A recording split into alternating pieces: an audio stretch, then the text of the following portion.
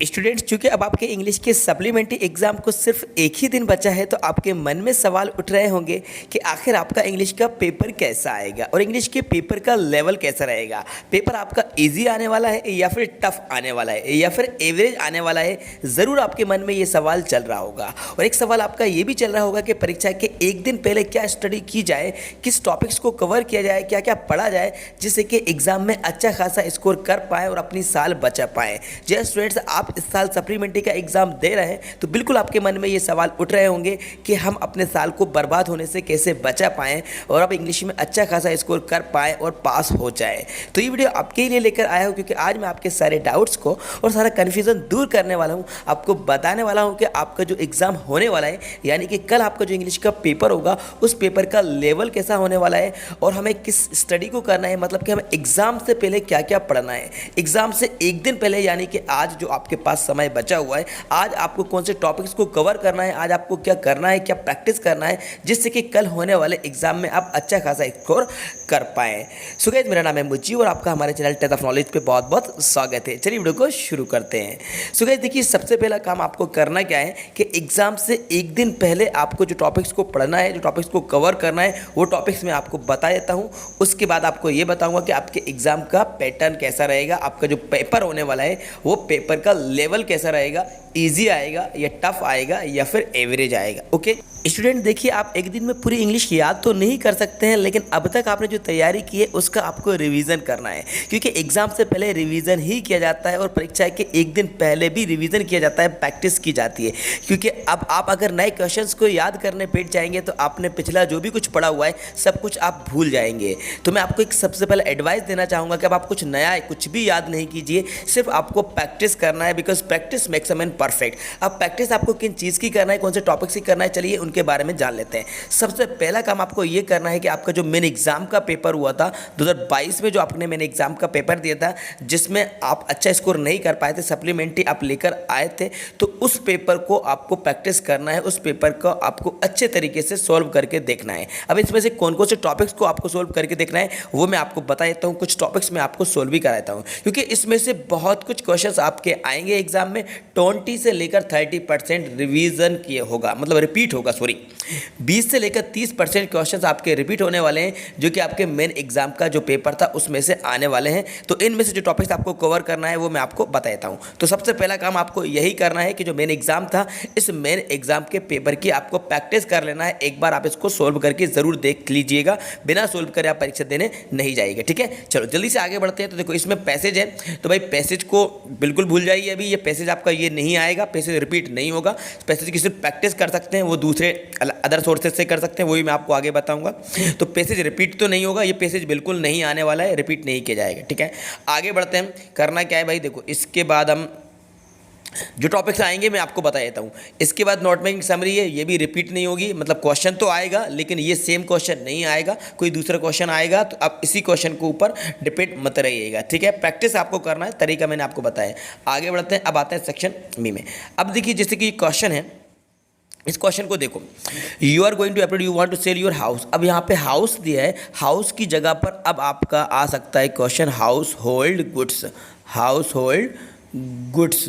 तो इसमें से हाउस होल्ड गुड्स वाला, हाउस होल्ड थिंग्स वाला क्वेश्चन कर लीजिए, काफ़ी ज़्यादा इंपॉर्टेंट है। यहाँ पर अभी इससे पहले क्वेश्चन में आपसे हाउस बिकवाया गया था, घर बिकवाया गया था, स्टूडेंट कंफ्यूज हुए थे, हाउस बेचने की बात की जा रही थी, वो बच्चे हाउस होल्ड गुड्स को बेच कर आए थे, मतलब रट्टा मारा था। पहले क्वेश्चन को ध्यान से पढ़ा करो। तो यहाँ पर हाउस बेचने वाली बात कही थी, लेकिन अब आपका जो क्वेश्चन आएगा उसके ज़्यादातर चांसेस है कि हाउस होल्ड गुड्स बेचना है। तो अब आप इस आंसर को लिखकर आइएगा, अगर क्वेश्चन में आए तो क्वेश्चन को ठीक से पढ़िएगा। तो हाउस होल्ड गुड्स, तो आप इसकी तैयारी करिए, इसकी प्रैक्टिस करिए, ठीक है। इसके बाद देखिए ये पोस्टर है, तो पोस्टर का से नो टू ड्रग्स वाला मैं आपको बता दे रहा हूँ। इसमें से नो टू ड्रग्स, तो ये क्वेश्चन आपका रिपीट नहीं होगा। ये जो क्वेश्चन यहाँ पे दिया है ये रिपीट नहीं होगा, ये भी आपका रिपीट नहीं होगा। इसमें हाउस होल्ड गुड्स को बिकवाया जा सकता है और यहाँ पे कंजर्वेशन वाटर की जगह पर आपका से नो टू ड्रग्स आपका आ सकता है, ठीक है, वो मैंने आपको बता दी। इसके बाद देखिए क्वेश्चन नंबर 4, क्वेश्चन नंबर 4 जो है ये भी क्वेश्चन आपका रिपीट नहीं होगा, इस तरह के क्वेश्चन रिपीट नहीं होते हैं, लेकिन इससे रिलेटेड क्वेश्चन आपका आ सकता है। मतलब कि आपने टीवी है तो टीवी की जगह पे कैमरा आ सकता है कि आपने कैमरा खरीदा था, या फिर ये क्वेश्चन ना भी आए तो दूसरा क्वेश्चन आ सकता है जो मैंने आपको बताए हैं, लेटर इंपॉर्टेंट मैंने आपको बताए, उनकी तैयारी करिए। इनके रिपीट होने के चांसेस कम है, जो रिपीट होंगे वो मैं आपको बता दूंगा बिल्कुल, ठीक है। तो बस आप कुछ जो क्वेश्चन बताए गए फॉर्मल इनफॉर्मल लेटर में उनको आप देखिए। इसके बाद हम आगे बढ़ते हैं। तो ये आपका लॉन्ग रिपोर्ट है, तो ये भी बिल्कुल रिपीट नहीं होगी, ठीक है। जो आएगा मैं आपको बता दे रहा हूँ। इसमें से इंपॉर्टेंट आप गेम्स, इसको एक बार देख लीजिए। अब आते हैं हम सेक्शन ग्रामर। अब आती है मेन मुद्दे की बात ग्रामर की। तो देखो ग्रामर में सेम क्वेश्चन तो नहीं आएंगे, लेकिन उससे रिलेटेड ही क्वेश्चन आएंगे। सिर्फ सब्जेक्ट ऑब्जेक्ट को चेंज किया जाता है, ग्रामर का लेवल वही रहता है। जैसे कि यहाँ पे आर्टिकल है तो पक्का आर्टिकल आएगा, इस क्वेश्चन की जगह पे कुछ और आ सकता है, या इसके अलावा जो जहाँ पे टॉपिक दिए हैं प्रीपोजिशन है, बिल्कुल एक क्वेश्चन प्रीपोजिशन का आएगा। तो इनमें से क्वेश्चन आपके आएंगे और इनमें से कुछ क्वेश्चन आपके रिपीट हो सकते हैं, लेकिन उसमें बस करेंगे क्या, वो सब्जेक्ट वगैरह को चेंज कर देंगे। सब्जेक्ट चेंज कर दिया, एमए की जगह पे कुछ और लिख दिया, इस तरीके से ग्रामर को वो थोड़ा बहुत घुमा फिरा कर वो चेंज करके पूछेंगे। तो मैं आपको इसको एक बार रिवाइज कराता हूँ, इसकी प्रैक्टिस हमने पहले भी करी है, सिर्फ मैं आपका रिवीजन कराता हूँ जो कि आपको एग्जाम से एक दिन पहले करना है। तो देखो जैसे आई हैव सीन ब्लैंक से लॉट ऑफ प्लेसेस है, तो इसका राइट आंसर होगा ऑल आउट ऑफ, ठीक है, ऑल आउट ऑफ। अब ए क्यों आएगा इसको मैं आपको बताता हूँ, क्योंकि क्वेश्चन चेंज होकर भी अगर आता है तो आपसे बन जाएगा। जैसे कि यहाँ पे देखिए, अगर बात आर्टिकल की हो तो आर्टिकल में आप इतना याद रखिए, आ ई ए ओ, किसी भी वर्ड के फर्स्ट लेटर का साउंड आ ई ए ओ आ जाए तो आप वहाँ पर 100% एन लगा दीजिएगा। इसके अलावा का से लेकर ज्ञानी बाबा तक कंसोनेंट साउंड आ जाए तो वहाँ पर आप ए लगा के आ जाइए, ठीक है। दा के नियम होते हैं, दा के स्पेशल रूल्स होते हैं, उसके बारे में भी मैंने पहले बताया हुआ था, आपने अगर हमारी वीडियोज़ को देखा हो। तो एन को यूज़ कब करना है, आ ई ए ओ की आवाज़ आए, साउंड आए किसी भी वर्ड के फर्स्ट लेटर का, और का से लेकर ज्ञानी बाबा तक अगर कुछ साउंड आता है, आवाज़ आती है, तो आपको ए लगाना है। अब यहाँ पे देखो लॉट ऑफ प्लेसेस साउंड किस चीज़ का आ रहा है, ला का साउंड आ रहा है हिंदी के अकॉर्डिंग, तो यहाँ पे ए लगा दीजिए। I have seen a lot of places, ठीक है, कंसोनेंट साउंड आ रहा है, ए लग जाएगा, ए राइट आंसर होगा। बिल्कुल एग्जाम में आपका एक आर्टिकल आएगा, अच्छे से देख लो। इसके बाद देखो ये क्वेश्चन आपका बिल्कुल रिपीट हो सकता है, बहुत ज़्यादा एग्जाम में ये रिपीट हुआ है, आया है बार बार। प्रेफर के साथ हम टू का यूज़ करते हैं, तो यहाँ पर आएगा आपका to. I prefer to tea, I prefer tea to coffee, sorry I prefer tea to coffee. तो यहाँ पे प्रेफर अगर वर्ड आ जाता है तो इसके साथ पेयर बनता है टू का, तो टू लगा कर आ जाइएगा। इसके बाद आते हैं हम next question, mangoes are being. तो भाई इस तरह से भी क्वेश्चन आपका आ सकता है, पैसिव, तो पैसिव वॉइस है ये, तो यहाँ पे आप यूज़ कर लीजिए बॉट। पैसिव वॉइस में V3 का यूज़ किया जाता है, तो मैंगोज आर बीइंग बॉट, तो यहाँ पे V3 का आप यूज़ कर लीजिए। बिल्कुल क्वेश्चन को चेंज किया जा सकता है, ज़रूरी नहीं कि बॉट आए, कुछ भी आ सकता है, द बिल्डिंग हैज़, या इसके अलावा कुछ और भी चेंज आ सकता है। नेक्स्ट आर्टिकल फिर आया है आपका, देखो दो आर्टिकल पूछे गए हैं, तो यहाँ पे देखो आनंद इस एम है, एम ए को लिख के देखो भाई ए का साउंड आ रहा है, तो आप यहाँ पे एन लगाएंगे। आर्टिकल पक्का आपके एग्जाम में आएगा, तो ये क्वेश्चन रिपीट हो सकता है। आनंद की जगह पे कुछ और दे सकते हैं, नाम चेंज कर सकते हैं, आमिर दे सकते हैं, अमित दे सकते हैं, कुछ भी साहिल दे सकते हैं, कुछ भी चेंज कर सकते हैं, लेकिन आर्टिकल तो आएगा ना, बिल्कुल। तो एन राइट आंसर है। अब देखो हैव यू, पक्का आपके एग्जाम में इस तरह का क्वेश्चन आपका आने वाला है। ये इंटेरोगेटिव आया है तो इसका नेगेटिव आ सकता है, इंटेरोगेटिव या नेगेटिव आ सकता है। मच मेनी सम एनी का पक्का 100% आपका एक क्वेश्चन आएगा, इस बात को आप नोट कर लो, लिख लो, और कल पेपर के बाद मुझे बताना कमेंट्स करके। मच मेनी सम एनी में से पक्का आपके एग्जाम में एक क्वेश्चन आएगा, ठीक है। तो हैव यू इंटेरोगेटिव है, तो यहाँ पर तो इसका आंसर हो जाएगा any. Have you any complaint. इसके अलावा मैंने आपको पहले भी बताया था नेगेटिव में भी एनी का यूज़ करते हैं, जैसे कि इसका नेगेटिव हो जाएगा I don't have blank space complaint, ये ऐसा हो जाएगा। तो यहाँ पर भी एनी भर जाएगा आपका, अगर नेगेटिव है तो नेगेटिव और इंटेरोगेटिव में एनी का यूज़ करते हैं, ठीक है। अब मच और मेनी और सम का कब यूज़ होता है ये पहले मैंने आपको बता दिया था। फिलहाल आपको इतना बताना है, इतना हिंट करना है कि आपके एग्जाम में ये क्वेश्चन आएगा। ही इज़ पुअर, इस तरह से भी आपका एक क्वेश्चन आएगा कंजक्शन का, तो he is poor but honest, ठीक है। तो इस तरह से भी आपका क्वेश्चन आएगा, तो इसका आंसर मैंने आपको बता दिया बट है, ठीक है। वी फॉलो द रूल्स, एक आपका मॉडल बिल्कुल आपके एग्जाम में मॉडल आएगा, कैन कुड में माइट कुछ भी आ सकता है, लेकिन मॉडल आपका एक एग्जाम में ज़रूर आएगा। तो इसका तो जो राइट आंसर है ये मस्ट हो जाएगा, लेकिन इसके अलावा कोई दूसरा भी आ सकता है, ठीक है। मे का भी यूज़ हो सकता है, नीड भी हो सकता है, जैसे you need not worry, you need not worry सुन लो भाई, हो सकता है यही आ जाए, यू नीड नॉट वरी का यूज़ हो सकता है। मे का यूज़ हो सकता है, मे यू लिव लॉन्ग, या फिर कैन का यूज़ हो सकता है, लेकिन मॉडल आपका एग्जाम में आएगा, ठीक है। अब हम आगे बढ़ते हैं। तो बस आपके जो मैंने बताए क्वेश्चन आपके ग्रामर के, इसी तरह से क्वेश्चन आएंगे, थोड़ा बहुत चेंज करके पूछा जा सकता है। तो ये तो हुई ग्रामर, इसकी तो प्रैक्टिस आपको करना है, आंसर मैंने आपको बता दिए। अब देखो do is directed, do is directed भी बिल्कुल इसी तरह से आएंगे, बिल्कुल सेम इसी तरह से आपके डू इज डायरेक्टेड आएंगे। थोड़ा बहुत सब्जेक्ट को ऑब्जेक्ट को चेंज किया जा सकता है, जैसे द बॉय की जगह पे फ्रेंड हो सकता है, नाम हो सकता है, ही हो सकता है, द मेन हो सकता है, लेकिन क्वेश्चन में आपके इस तरह से ही पूछा जाएगा। तो देखो पहला क्वेश्चन पक्का आपके एग्जाम में आएगा, the boy is my cousin, the boy is wearing a red shirt. Who का यूज़ आपसे करवाया जा रहा है रिलेटिव क्लॉज में। तो करोगे कैसे भाई, एक बार फिर से सुन लो, मैंने पहले भी आपको बताया था, सिर्फ रिवीजन करवा दे रहा हूँ मैं आपको। द बॉय लिख दो। अब द बॉय की जगह पे द मेन है, ही है, शी है, कुछ भी हो जाए, तो पहले आपको नाउन यूज़ करना है और दूसरे सेंटेंस की जो नाउन है उसको हटा दो। उसको हटाने के बाद आप लगा दो who.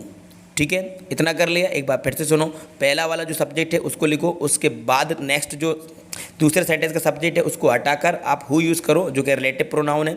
Then is wearing a red shirt है, तो इसकी जगह पे जो भी कुछ हो उसको लिख देना, is wearing a red shirt. Writing पे फोकस मत करना, आप एग्जाम में अपनी राइटिंग पे फोकस कर लेना। The boy who is wearing a red shirt. ठीक है, अब क्या बचा, इज़ माई कज़िन बचा, तो बस इसके बाद यहाँ पे लिख देना इज़ माई कज़िन, ये आप लिख देना। अब ज़रूरी नहीं कि यही आए, यहाँ पे आ सकता है कि the girl is my sister, the girl is sitting near the window, तो the girl who is sitting near the window is my sister. ठीक है, तो यहाँ से हु से कंबाइन कर देना है ओवरऑल आपको। ठीक है, अगर आपसे नहीं बने तो आप वीडियोज़ को देख लो, हु की वीडियो मैंने आपको सेपरेट बना के बताई है, तो ये सब आपको हमारे चैनल के प्लेलिस्ट में मिलेंगी। तो आप एक बार हु को सर्च करेंगे, रिलेटिव प्रोनाउन लिखकर देखेंगे तो आपको पता चल जाएगा। ठीक है, या फिर रिलेटिव क्लॉज भी लिखकर सर्च करोगे तो समझ में आ जाएगा कि हु का यूज़ कैसे करते हैं। फिलहाल आगे बढ़ते हैं। His brother is very studies, he rarely finds for internet. So that का यूज़ है तो अब आपका बिल्कुल टू का यूज़ आएगा।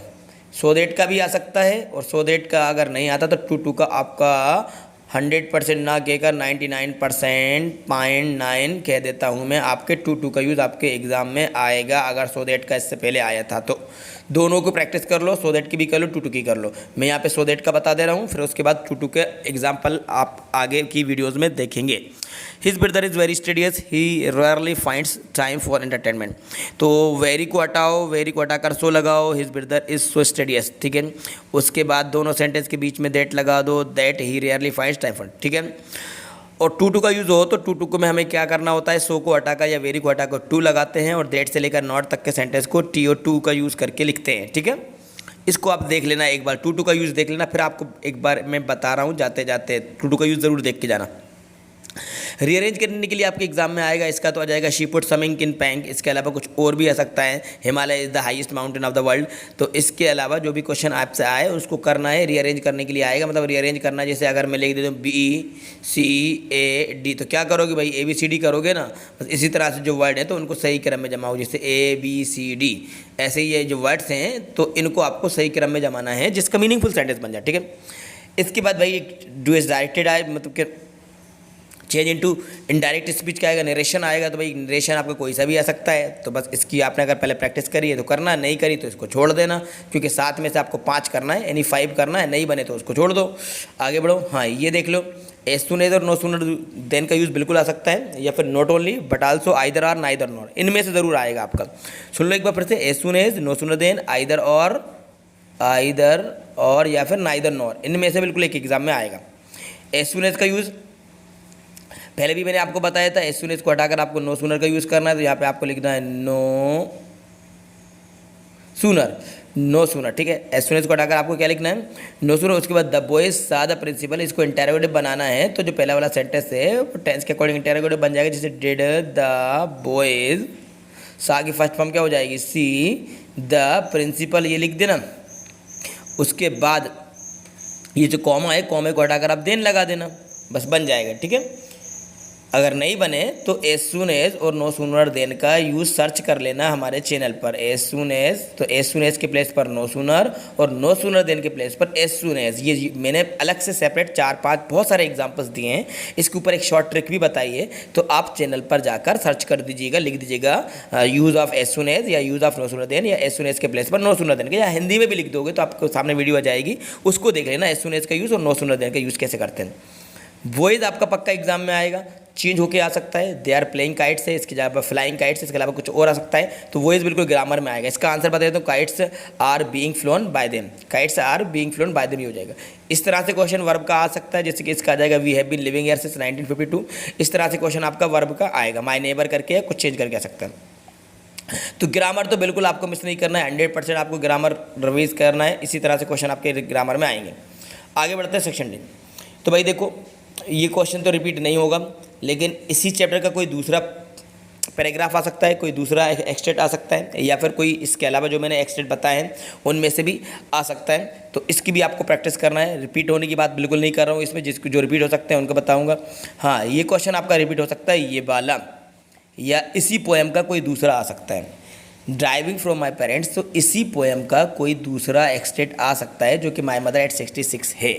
ठीक है, इसके अलावा IMP भी मैंने एक्सटेट बताए हैं, लेकिन इसमें आपको इसकी तो प्रैक्टिस कर ही लेना है, लेकिन इसके अलावा कुछ पूरे चैप्टर की प्रैक्टिस आपको कर लेना है, या दूसरी पोएम उनमें से कोई एक्सटेट आ सकता है तो आपसे बन जाएगा। इसके तो आंसर आप सबको मैंने पहले भी बताए थे। तो फिलहाल आगे बढ़ते हैं।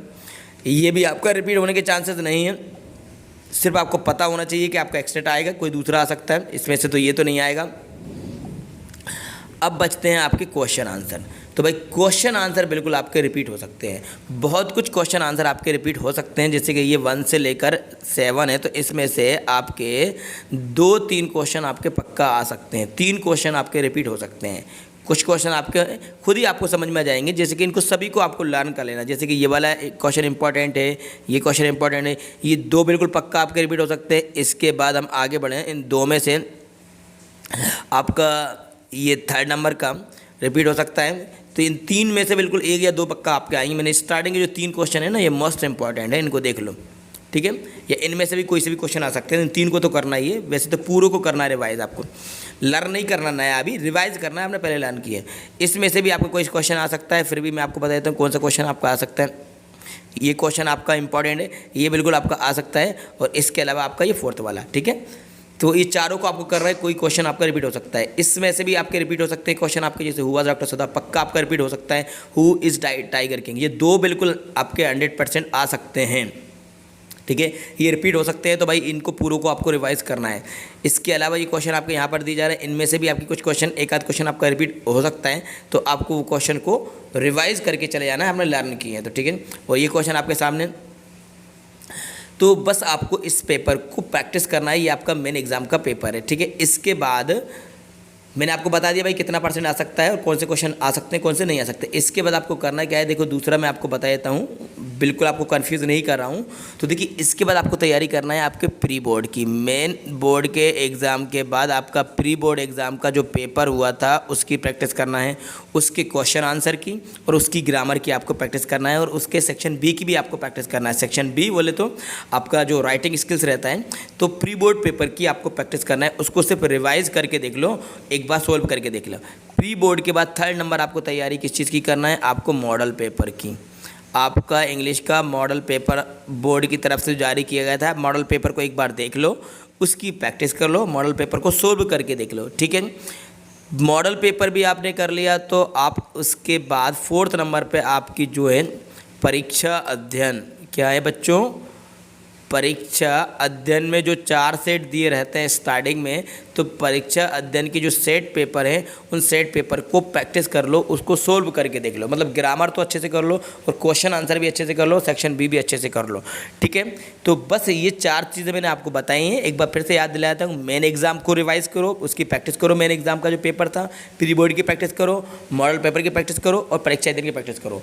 इसके बाद आपके पास जो टाइम बचेगा, उस टाइम में हम प्रैक्टिस करेंगे हमारे लास्ट 10 ईयर्स के 10 सालों के इंग्लिश के पेपर की। इसके अलावा आपको प्रैक्टिस कराई जाएगी क्वेश्चन बैंक की, तो वो नेक्स्ट वीडियो आएगी, उसमें हम डिस्कस करेंगे, उसमें बात करेंगे। लेकिन अभी ये प्रैक्टिस कर लो, शॉर्ट में आपको प्रैक्टिस करना है, लिख लिख कर देख लो, रिवीजन आपको करना है। परीक्षा से एक दिन पहले यही तैयारी की जाती है, नया कुछ भी याद नहीं करना है, बस यार।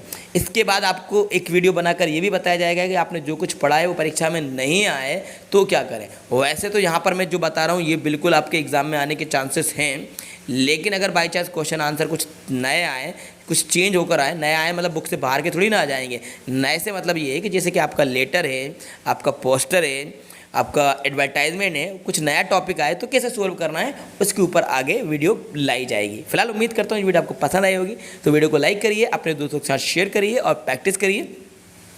और यदि चैनल पर नए हैं, वैसे तो चैनल पर नए नए होंगे, पहले से वीडियोस देखते आ रहे हैं, फिर भी अगर आप नए हैं तो आप हमारे चैनल को सब्सक्राइब ज़रूर कर लीजिएगा। और अगर आप कहते हैं, कमेंट्स करके बताते हैं कि लाइव क्लास लाई जाए, तो बिल्कुल मैं कोशिश करता हूँ कि आज आपके लिए लाइव आया जाए। टाइम हम डिसाइड कर लेंगे, कमेंट्स करके बता देना कि कितने स्टूडेंट्स चाहते हैं कि आज लाइव क्लास आई जाए और आपके डाउट्स को, आपके कन्फ्यूज़न को दूर किया जाए। Thanks for watching.